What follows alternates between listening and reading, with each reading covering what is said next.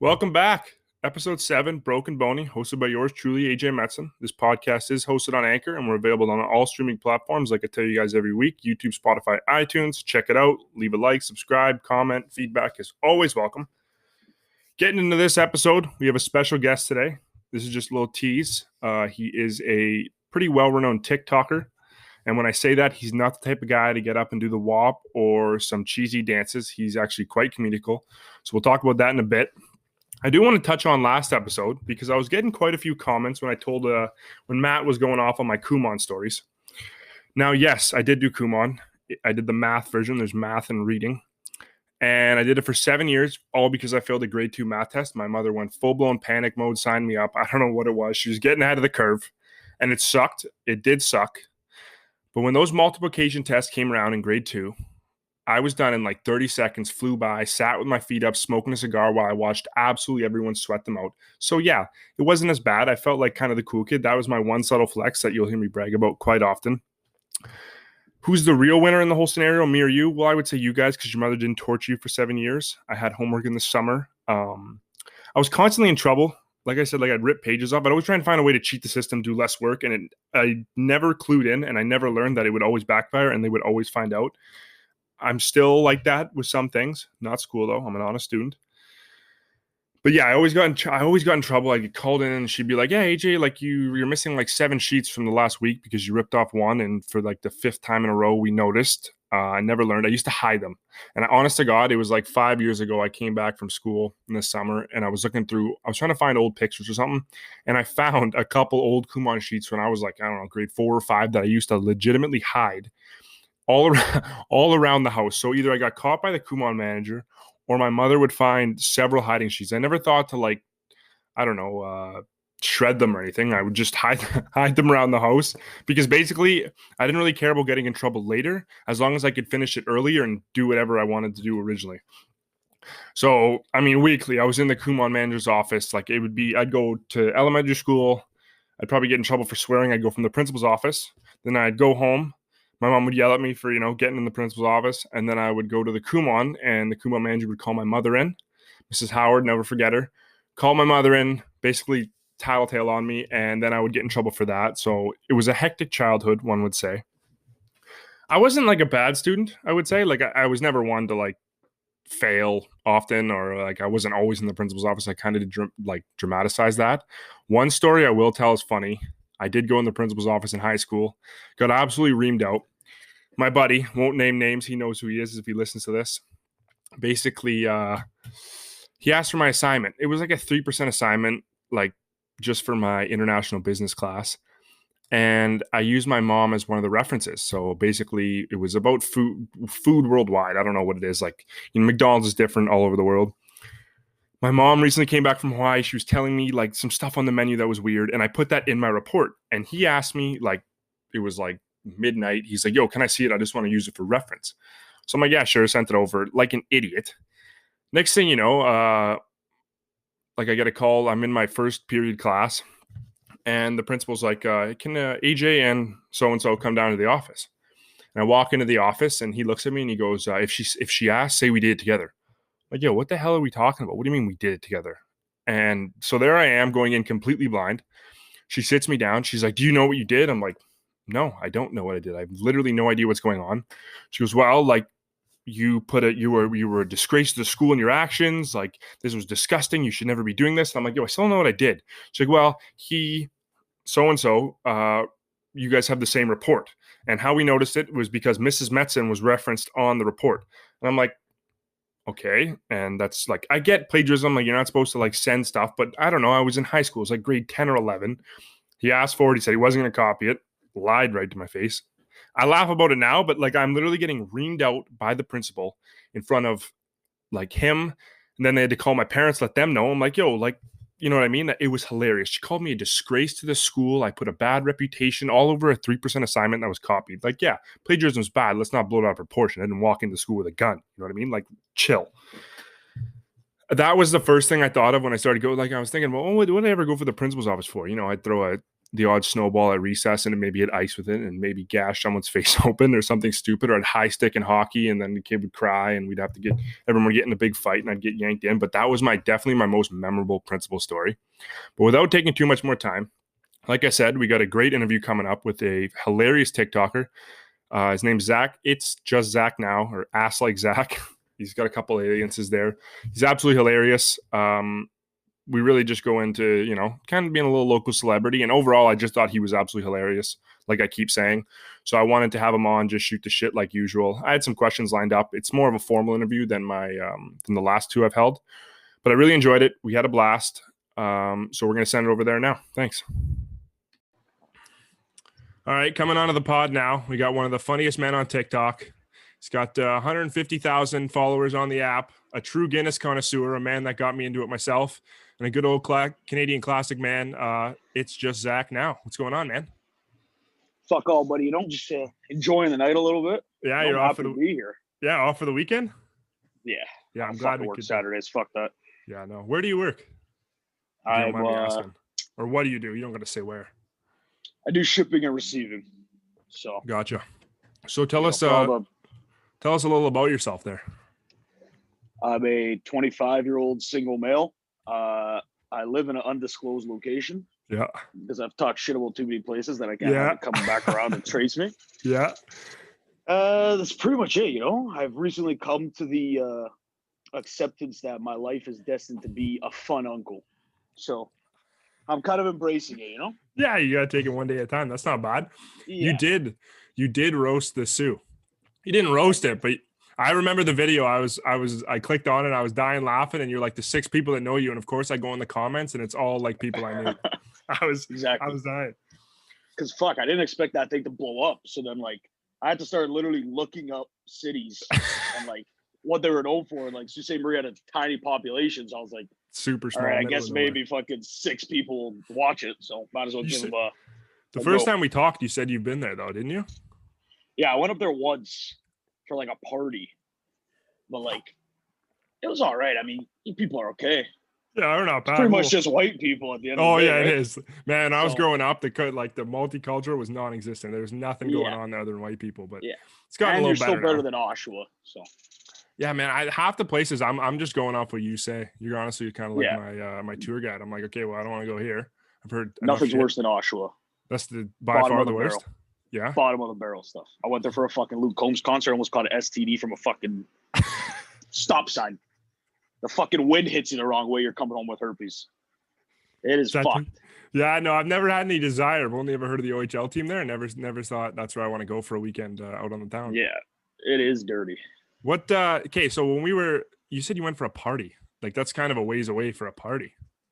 Yeah, but back in my prime, right? Oh yeah, I got you. It's always somebody knows somebody. So you're like, all right, fuck it, we'll go up, crash here, crash there. Right now, I've been frequenting Hamilton a lot because we've got these guys on vacation. Dirty. So they always invite us over there, and it's an all right time. Can't turn down a good time. People again, more white people, but. Yeah, when we were talking the first time, you said it was you were trying to describe the bar, and I was 100% Smokies. It was an outdoor patio, 1 million people. Yeah, like I said, would I go back? No, possibly if the opportunity arose. If the opportunity arose, and I wasn't in a fucking global lockdown, I'd maybe be out there a little bit. I want to get a van and just drive across Ontario. Just Ontario, that'd be pretty deep. You could see some interesting shit. Takes 3 weeks. I reckon you take a month off of work, you can fucking smash it out. Yeah, once we're everybody done. on TikTok's like, oh, fucking come here, you can crash here. Oh, I was gonna say here, and it's fuck, maybe one day I'm gonna call them all out on it. Yeah, be listen, I want a case of beer and I want a bed to sleep on, and you have yourself a deal. I'll make you laugh a couple times. They're like, fuck, hey, Greg and Thunder Bay, I'm here for my fucking beer. Yeah, Thunder Bay's now that's a ways. That's a full day trip there. That's 24 hours. That's the highest crime rate in Ontario. Yeah, I watched a podcast. They're all about murdering people, and they don't like anyone else other than white people. I was like, oh, it that's is a little sketchy. Yeah. I heard Nova Scotia's pretty racist too. Really? Yeah, after my province, when everyone's like, everyone in Nova Scotia is fucking racist. Yeah, you probably found out quite a bit, eh? You read the how often do you read the comments?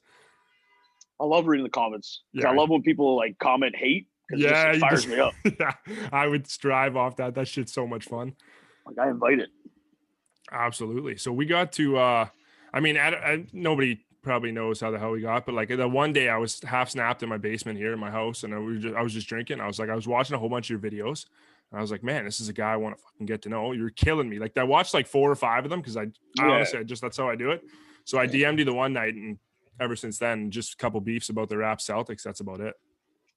Yeah, you know, I'm happy to hear that you enjoy the content. It's a little unfortunate that you're a Celtics fan for some fucking reason, but yeah, well, you know, people make bad decisions. Yeah, it was given on me early on. I can't go back in time and change it now. I'll just look like a bandwagon bitch. Exactly. Fair play. I'll give you that. So how did you decide to start doing TikToks, and like what was the first reaction from like your buddies? Because that's what I'm always thinking. I see some of these dudes on TikToks dancing shirt off in a gas station. I'm like, man, they either don't have I don't understand. Yeah, I don't know how the fuck they get away with it. To be honest, I would get absolutely torched if that was the case. Yeah, because like I started making TikToks way back, like just like the shit ones. You know what I mean? Like I've been making like Instagram videos and like Snapchat videos for like ever. Like I used to come home from work and like sit on my toilet before I would take a shower and record like 2-minute fucking Snapchats and just like me talking back and forth. Like I got a bunch of them on my Instagram, some of the older ones. Yeah. But like none of my TikToks would take off. And then one day, what was the first one? There was like something about like what the beer you drink says about it. Yeah, that was the first. My first one was in the garage. We were having like a little get together in the garage. So I went around the garage and I was like, oh, let's see what everybody brought. And I was like, oh, you're drinking a fucking neutral. It's kind of lame. 0 calories, more than 0 character. So that one blew up because I said the word powwow. So a lot of people got mad at me.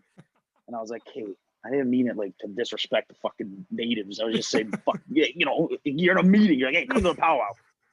So then after that, people were like, oh, do more. And I was like, all right, fuck it. So I started talking shit to people, and then the haircut video was just... That one was a big one, eh? That was the one. That's like 2 point something right now. People got so heated. Shit. Well, yeah, I was watching that too, and I was dying. There's a couple. I mean, you chirped Bud Light. The first one I saw was the piss water. Piss water. You know what? Actually, Bud Light's been sponsoring a bunch of people, so like, I like Bud Light. Yeah, big Bud Light guy. Yeah, I see it now. Hey, secure the bag. No, that was the first one I saw. And honestly, my mom and sister are diehard Guinness fans. I'm like, I've never understood it, never tried it. So I saw that. I was at the LCBO randomly. I was like, I got to give this shit a try. And for the last like month, every Friday, that's all I've been drinking is Guinness. Just don't drink it out of the can and you're fucking golden, man. That's what I learned. Honestly, I started doing that, and I saw your pour video. That was one of the funniest videos where you start when you come from like the Irish accent. I was dying at that one. That's when I learned. That's why it's the best fucking beer to slam because it just goes down so smooth. For some reason, it doesn't bloat me, so I can go like 12, 15 of them. And I don't know. I can't describe it. It's literally just the best fucking beer in the world. It's not real. No, when you were chirping a couple of them, I was like, man, I don't know if this guy would like to sue. I mean, Corona, Bud Light, it's piss water. Corona is bottom of the barrel for me. So you don't like it that much? I cannot. I would not drink a free Corona. I was saying, offered to me, I wouldn't. Seriously, that bad? Never. When you did the Brava one, my old roommate, like, listen, he's like, if it's cheap, I'll buy it because we were in college. I'm like, listen, no. I thought I was extravagant for going Corona, but he would buy Brava, man. He'd come home with that, and I'd be so fucking pissed off. That stuff sucks.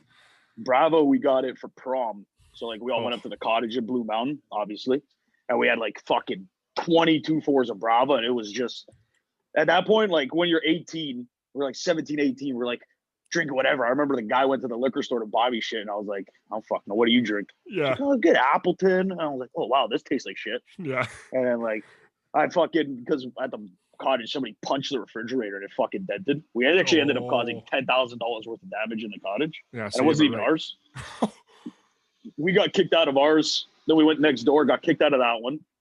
And this rich chick at our high school, like, rented from like a landlord, not the Blue Mountain company. Yeah. So she was like, yeah, whatever. Everybody can come to ours. Everybody come to ours. There was like fucking 60 people in there, like 3 high schools. Buddy, the fucking plumbing burst. The ceiling was dripping. One group of guys from like fucking St. Mike's were sitting in the fucking one room pissing in buckets or something. The fucking staircase railings were balled off. We're passing chairs through walls.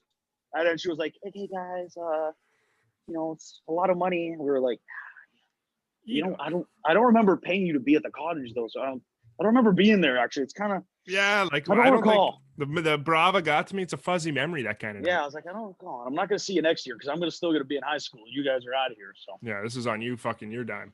Well, that was I had to do my 5th year. Oh, so I stayed back for my 5th year. I hated it. I thought I would enjoy it. Hated it. I was short 9.5 credits, so I don't really have a choice. Oh yeah, that's a little more forced. I just stayed back to live out an unwanted basketball career, basically. Not the best time. We had my roommate, my same guy with the Brava, like the one night I don't know if it was the first or second night we're in this house, we started renting, and he had a couple too many, and he ran into the door, and he thought, like, you know what, screw it, let's put a hole in it, and just turned around, punched the door. So when I saw that, I instantly sent to him. I was like, this guy's got you fucking nailed down to a T. Man, I think Brava, it's got something violent in it. It's got a deep-rooted history or something. It's shit. It's like the slight racism in the fucking advertising gets people all fired up. They turn into hard rednecks. They just see blood. Yeah. It's like a bull. Yeah, it's fucked.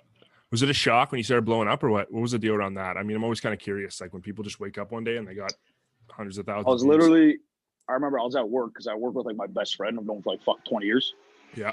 So we were outside one day just having a smoke, and I was like, holy fuck, man. This video's at 100,000 views. And I was like 300,000 views like an hour later. And then it hit 700K, and I was like, hey, dude, what the fuck's happening? Like, the video was like a week old at the time, that haircut video. I was like, what the fuck's going on? And then 1 million. And then my followers went up 10K. Then I was like, hey, I'm riding this fucking wave out. Oh, yeah. We're making fun of people more often. I lay on the accent a little heavy, and I just fucking the Canadian, yeah. You got the man. Nobody fucking talks like that. Unless you live in like the deep south. You got to be, you don't even know what human like contact is if you start talking like that on a regular basis. Then I started just adding on. Apparently I started a lot of sentences with all right. So I was like, fuck, I'm going to start every video with all right. It's giving me my trademark. It's kind of the trademark. You got to stick to it. You get a t-shirt, big all right, sell it, make some money. I want to get into merch, but it's fucking expensive, man. Is it? Yeah, no, I have no idea. I was like, a couple of my buddies started that and they were doing pretty well, but like I have no idea about it. It's expensive. I was thinking like maybe beer cozies or like even like a fucking toque says like get fucked or something. But you got to find people that buy it. Yeah, you got to get the market. I mean, you got a pretty big following. It's pretty ridiculous. I mean, just on absolutely roasting people.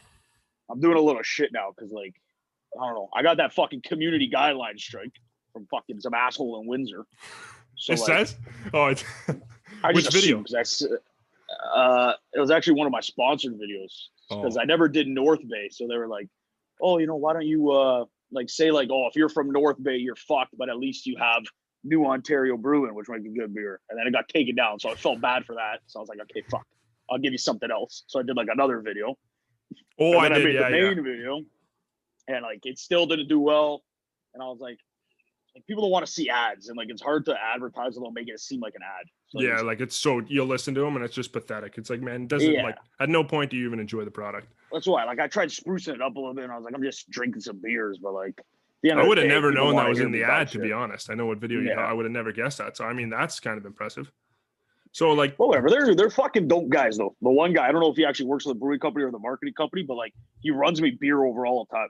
Really? And I was like, oh fuck. I was like, dude, this one I'm drinking right now. It's like a pumpkin porter, right? So at the first I was like, hey, it's like some fucking hipster bullshit. It's like fucking 9%. And then I started drinking it, and I was like, dude, this is fucking amazing. So I'll see if we have any lying around. Then he fucking ran me over some. Damn, that's kind of connection then. I mean, that saves how much money a week, probably. Yeah.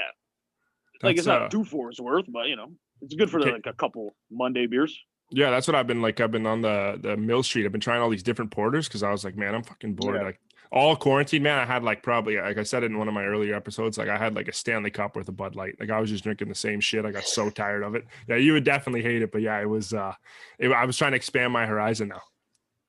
I wish I did more drinking during quarantine, but like I never got fucking laid off. I never got those, you know, that. I never got to live that real lockdown life. Yeah, you were like out every there? day I was still going to fucking work. It was the same old for me, except I couldn't go out on fucking Saturdays. Oh, yeah, that's the shitty part. Yeah, you really reaped the negative. And no served, all that garbage, the people getting real in free cash. I lost all this weight before I went to Punta Cana in February. Came back, and I just got fat as fuck again. You're ready to go? Yeah, that's fucking, I mean, hopefully we're out of here soon. I got to go to a bar or something, do something. Yeah, I need to see people, man. Fuck. I mean, listen, the Sioux, it's code green. There's no lockdown. Just saying. I think we're in, actually, no, I think we're good. Toronto, you guys are all right. Brampton got hit with the code red. Yeah, I'm in We're okay for now. Yeah, okay. That's not bad then. So you're a little bit on the outskirts. Yeah. Yeah, like a restaurants are like 10 people, 4 at a table. So fuck you, see 3 fucking people. The restaurant right in Etobicoke here, buddy, that whack job. Adamson. Yeah. It's a good barbecue place though. Yeah? But like that's what my buddy's been saying. It was a little fucked. Yeah, like, he went great. The power went to his head a little bit for sure. Yeah. like he turned it into like some fucking, then that fucking Soviet Union fucking guy was over there. And I was like, hey, guy. Yeah, listen, let's take it down a notch here. It's not what we were going like, for. I may not be the smartest guy, but like I've actually read up an insane amount about the Soviet Union because it's absolutely just the most intriguing thing that's ever happened. And like, we're a ways away from going back to communism, right? Let's take it fucking easy, okay? Yeah, he was we're not gonna preaching get sent to the fucking gulag.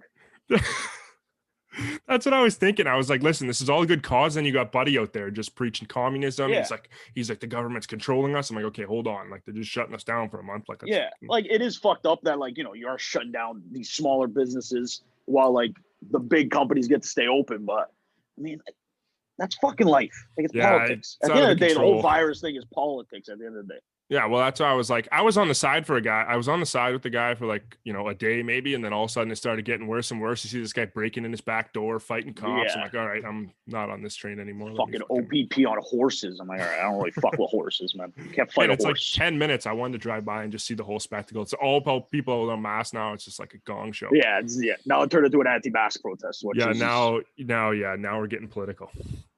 So, I mean, you're blown up now. Are you a local little celebrity in your town? You got people coming up to you in public, you know, giving you a couple lines or what? I've been noticed once. I'm fucking standing outside Jack Astor's having a smoke.